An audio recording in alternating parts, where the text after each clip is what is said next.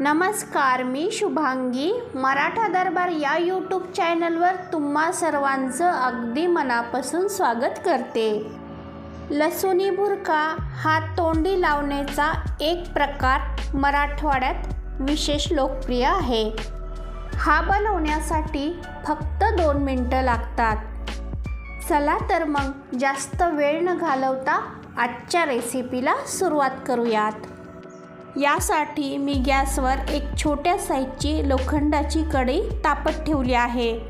या कढईमध्ये सुरुवातीला तेल टाकून घ्यायचं. या ठिकाणी मी 3 पळ्या तेल टाकून घेणार आहे. हा भुर्का बनवण्यासाठी तेल थोडंसं जास्तच लागतं. तेल चांगलं तापलं की यामध्ये अर्धा चमचा मोहरी टाकून घ्यायची. मोहरी तेलामध्ये छान अशी खमंग तडतडली की लगेच यामध्ये अर्धा चमचा जिरे टाकून घ्यायचे.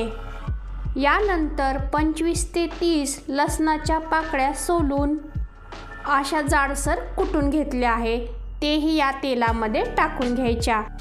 तुम्ही हवं तर बारीक चिरून घेतला तरीही चालेल.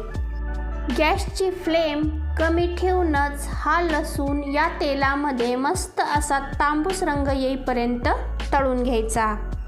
हे बघा, तुम्ही बघू शकता 1 मिनिट भरानंतर या लसणाचा कलर थोडासा चेंज झालाय. तांबूस रंगावर हा लसूण तळून झालाय. यामध्ये 1 चमचा तीळ टाकून घ्यायचे. तीळ हे तेलामध्ये लगेच तळले जातात.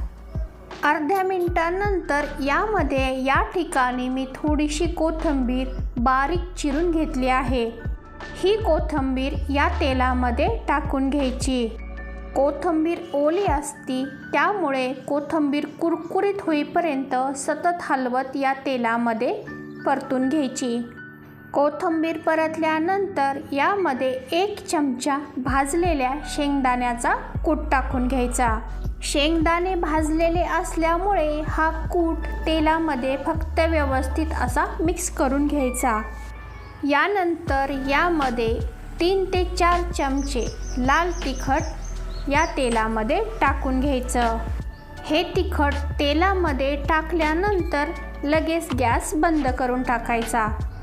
गॅस जर चालू ठेवला तर हे तिखट करपू शकतं, म्हणून गॅस लगेच बंद करून टाकायचा आणि हे तिखट तेलामध्ये व्यवस्थित असं मिक्स करून घ्यायचं. सगळ्यात शेवटी यामध्ये चवीनुसार मीठ टाकून परत हे एकदा व्यवस्थित असं मिक्स करून घ्यायचं.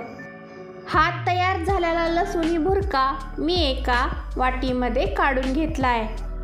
हा तुम्ही चपाती, भाकरी किंवा वरण भात, खिचडी कशासोबतही खाऊ शकता. याची चव अप्रतिम अशी लागते.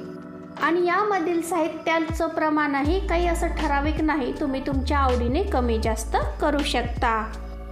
तर मग ही रेसिपी पाहिल्यानंतर होऊन जाऊ द्या तुमच्याकडेही आज लसूणी भुर्का.